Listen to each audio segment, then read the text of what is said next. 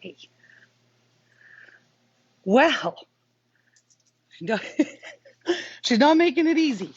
Has everybody met our newest junior executive at House of Paws? Her name is Rue. She is 4 months old today. Yes, she's a good girl. She's a very good girl. That is Rue, our junior executive at House of Paws. Good afternoon, pet parents of Regina. We are coming to the end of Pet Nutrition Month. All of March was Pet Nutrition Month, and we've been sharing nutrition information all month long. We're hoping that it's been helpful for everybody. This is our last Furry Friday for Pet Nutrition Month. And so today, what we're looking at is some of the most popular or the most purchased treats on the market for our pets that we want to avoid. They are the most purchased. Again, those big pet industry marketers, they're marketing wizards, and they make us believe that we're doing good things for our pets with these treats when not so much. But I'm going to tell you why. Okay, so I'm going to set this, actually, I'm going to show you first. Here. All right. Some of the most purchased treats on the market. Okay, bacon strips, milk bone is a big one. Pepperonis, Temptations for the kitties. But there is a reason that we are telling you guys that you don't want to feed these to your pet. So I'm just going to set the phone up here so that I have two hands. Bear with me here. I'm going to start with Temptations. Okay, so when we look at the ingredients, and let me tell you, they make these ingredients very tiny, and they make it hard to see what's in here. But I've gone through the ingredients. I know what's in here. So my first concern is that in Temptations, we have chicken byproducts. Remember what byproducts are, guys? Byproducts are byproducts of the human food industry, meaning it is not good enough for human consumption, but feed it to the animals. I disagree with that. If we shouldn't be eating it, if I can't eat it, why are the animals eating it? Why is Zane eating it, or any of your furry children? So, chicken byproducts. It also then lists that it has animal fat. Great, because our animals do need fat, but it has animal fat. Does anybody remember what we talked about, why animal fat would be concerning? I know there's a little bit of a lag, so in case I do have some very astute learners out there who know exactly why animal fat is something that we don't want to see in food or treats. I'm going to wait just a couple minutes here. I'm going to go on to the next one. Dried meat byproduct, very similar to animal fat. Does anybody know why we don't want to see these in our pets' treats? I've got, hello, Afton, hello, Lee, hello, Mr. Kelly. I can't see anybody else. I feel like, what is that? You know when she looks through the glass? I feel, anyways. Okay. Um, it The last ingredient that concerns me on here, because I'm still waiting, if somebody knows why animal fat or meat byproducts, why we don't want to see those. Still waiting if anybody wants to answer that. Turkey byproduct meal. So again, it is a byproduct of turkey that is not good enough for us to eat, but they say give it to the animals, the cats will eat it. It's a turkey byproduct meal. Hello, Ms. Kerr. Okay, I'm not getting anybody to jump on answering this question, so I'm going to tell you guys. Animal fat. The reason that we don't want to see animal fat is we don't know what the animal is. And as we talked about with food, what's concerning when we see animal or the next ingredient, dried meat byproduct, when they specify, well, they're not specifying, when they say it's animal or meat, we don't know what that animal or meat is made of. It could very well be roadkill. It could be dead zoo animals. It could be euthanized pets. It's awful. Hello, mother. It's awful, but it is a truth of the pet food world that when they are not specifying that the fat that the animal comes from, they're not specifying the animal, like they say pork fat or chicken fat, then we know what the source is. But when they say animal, could be a combination of a bunch of animals that did not die by slaughter, they died by unnatural causes. Hello, Amy. Same thing with the dried meat byproduct. We don't know where that meat came from or what that meat is. So I know this is backwards for you guys. I apologize. Temptations is a treat we don't want to give to the kitties because not only does it have all of these bad things that we don't want, there's our list of ingredients. It goes on for days. Okay, here's my notes, you guys, so I don't forget what's in there. All right, let's take a look at these little Milk-Bone soft and chewy tenders. Milk-Bone gets beat up a lot. Hello, Sandy. I beat them up, but they need to do better. They need to do better. Hello, Doris. Some of the ingredients that they put in their treats are harmful for our pets. And so as long as they keep putting these ingredients in their treats, I'm going to beat them up as much as I can. My first concern is the third ingredient on the panel. And we know that ingredients go from biggest to smallest, right? In size-wise, from the biggest ingredient or the most ingredient to the smallest ingredient. And the third ingredient, hi Teresa, the third ingredient in this is sugar. What is the one ingredient that we keep telling you guys, get it out of their diet? Sugar. Sugar can cause disease, can cause health problems for our animals, can cause inflammation. It can cause a variety of issues. And of course, sugar comes from carbs, but they flat out said the third ingredient in this treat is sugar. More concerning than that is BHA. And BHA is a synthetic preservative. We want to see that treats either have no preservatives, and I'm going to grab an example. These have no preservatives. So when we feed these treats, we need to put them in the fridge because otherwise we're going to find that they go moldy in the package because they have no preservatives. They have natural preservatives. The packaging provides that, and then of course refrigeration. We don't want to see our food that our pets eat or our treats synthetically preserved with toxic chemicals like BHA, BHT, ethoxyquin. Those are nasty, nasty, and we do not want to feed them to our pets. Here's why I say they are nasty. If you haven't heard me talk about them before, BHA, BHT, ethoxyquin, those are chemicals that are used in embalming fluids. They are used in jet fuel. They are used in lipstick or cosmetics so that it stays moist and is, that you're able to apply it and so it doesn't dry out. But they're not things that we want to feed our pets, and they have been proven to cause cancerous tumors in animals that eat them excessively. And we all know we may not have treats every single day, but our floofs usually do. We give them a treat because they go outside to do business. We give them a treat because they have to take some medicine. We give them a treat just because they're super cute. We give them treats for lots of things. And so if they're getting this every day, and especially if they were also eating a food that used these synthetic preservatives, they're consuming them in excessive amounts, and that could cause potential issues.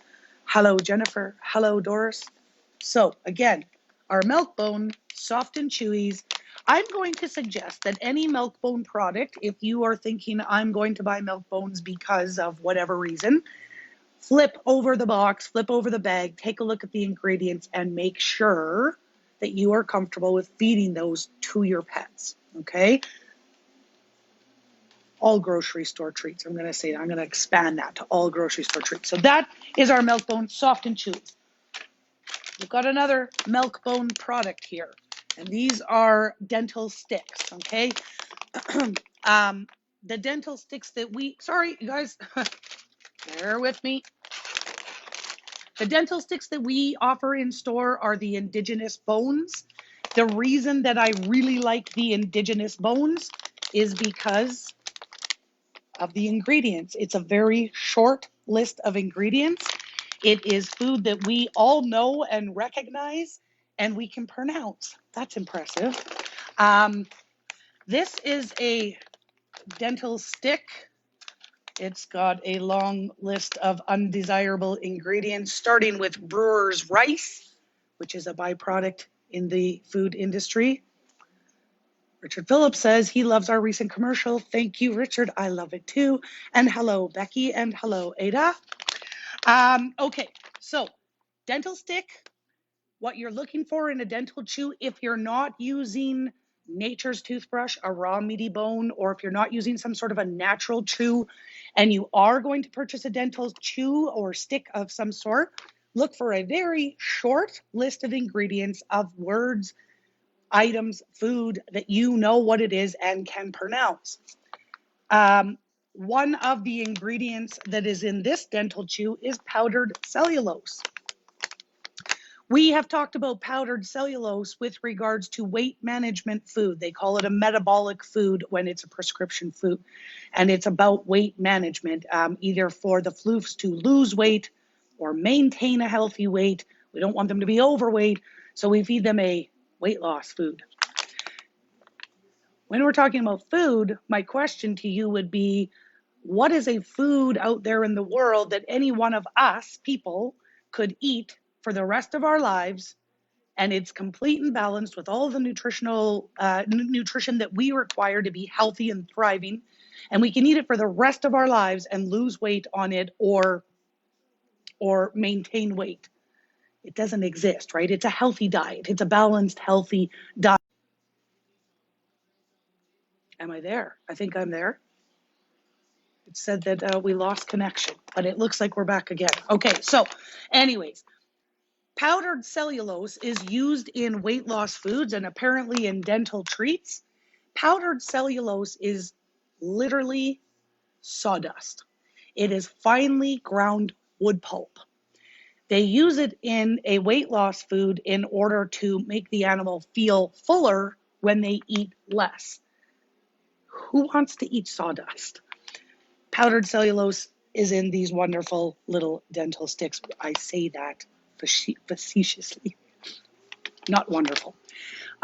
Chicken byproduct. So again, chicken not good enough for us to eat. They say give it to the dogs, they'll eat it.